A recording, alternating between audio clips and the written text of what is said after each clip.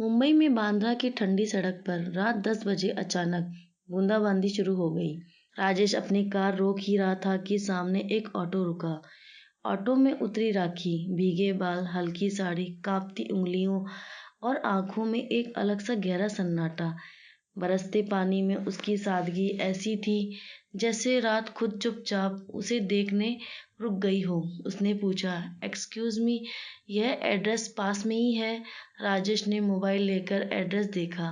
मैं अभी वहीं जा रहा हूँ, चाहे तो लिफ्ट दे दूँ? राखी ने हिचकते हुए कार में बैठते हुए कहा, थैंक्स, आज मौसम भी दिल जैसा हो रखा है। राजेश मुस्कुराया। यह पहला संकेत था कि वो बाहर से शांत और अंदर से टूटी हुई थी। किसी क्लाइंट मीटिंग में फिर मुलाकात हुई। पता चला राखी अंदर से खाली, रिश्ते में अकेली और खुद को भूल चुकी थी। कॉफी टेबल पर बैठी उसने कहा, मुश्किल ये नहीं कि कोई साथ नहीं है, मुश्किल ये है कि कोई समझने वाला नहीं है। राजेश उसे देख रहा था। पहली बार किसी ने दिल खोलकर उसकी आंखों में देखा था। उस नज़र में कोई इरादा नहीं, बस एक अनकही तड़प थी। वो बोला, शायद आप किसी को मौका नहीं देती समझने का। राखी का दिल थम गया। पहली बार कोई आदमी उसकी आंखों में छिपी अनकही चीख पढ़ सकता था। एक शाम दोनों प्रोजेक्ट साइट पर देर तक काम कर रहे थे। बारिश फिर शुरू, बिजली चली गई। पूरा काम सिर्फ मोबाइल की हल्की रोशनी में नहाया था। राखी खिड़की के पास खड़ी थी, बाल भीगे हुए, हवा उन्हें बार बार चेहरे पे ला रही थी। राजेश उसके पीछे आया। एक पल, सिर्फ एक पल, और सांसें मिल गई।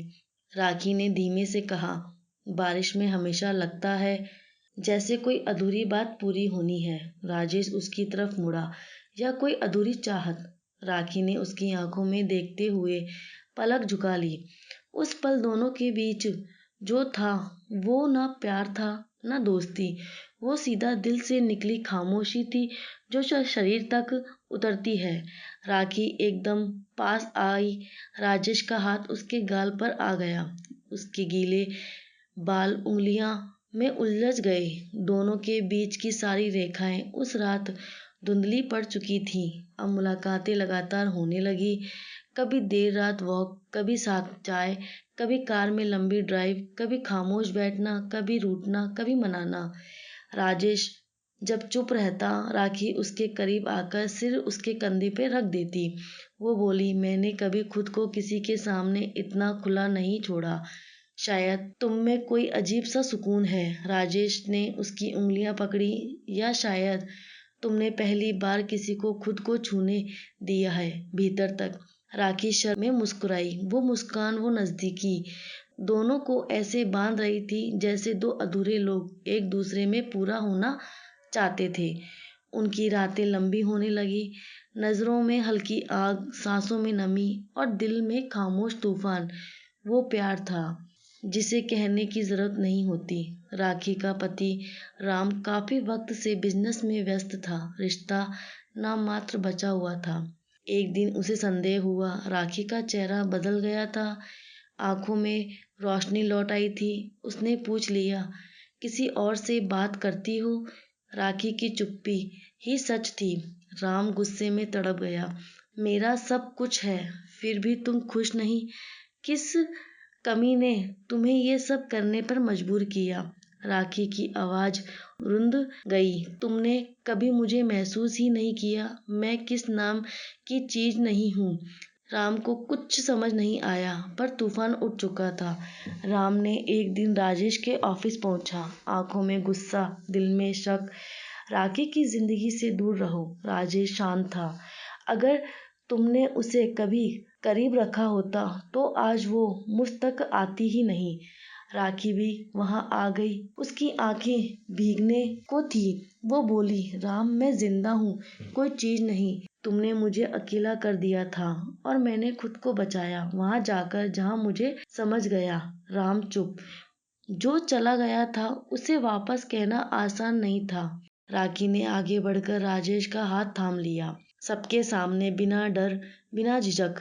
कुछ महीनों बाद राखी ने शादी खत्म कर दी। राम खुद समझ चुका था कि वह भावनात्मक रूप से उसकी बराबरी नहीं कर सकता। एक शाम दोनों पहाड़ियों पर ड्राइव पर गए थे। हवा ठंडी, चारों तरफ सन्नाटा और शहर की लाइट्स नीचे चमक रही थी। राजेश ने राखी को अपनी बाहों में लिया। उसने कहा, अब डरती नहीं। राखी मुस्कुराई, अब तुम्हारे साथ हूँ, डर किस बात का। राजेश उसके माथे पर हल्का सा किस देता। राखी उसकी छाती पर हाथ रखकर आंखें बंद कर लेती है। उस पल दोनों ने खुद को एक दूसरे में पूरी तरह खो दिया। अब कोई फासला नहीं था, न कोई डर, सिर्फ प्यार, गहरा सेक्सुअल सुकून भरा प्रेम।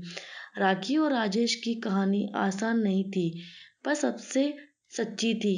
एक टूटा हुआ दिल, एक अधूरी आत्मा, दोनों मिलकर एक दूसरे में पूर्ण हो गए हैं। उनकी मोहब्बत सिर्फ जिस्म की नहीं, दिल की धड़कनों से बनी थी। एक ऐसी प्रेम कहानी जो रातों की तन्हाई में जन्म लेती है और जिंदगी भर साथ चलती है।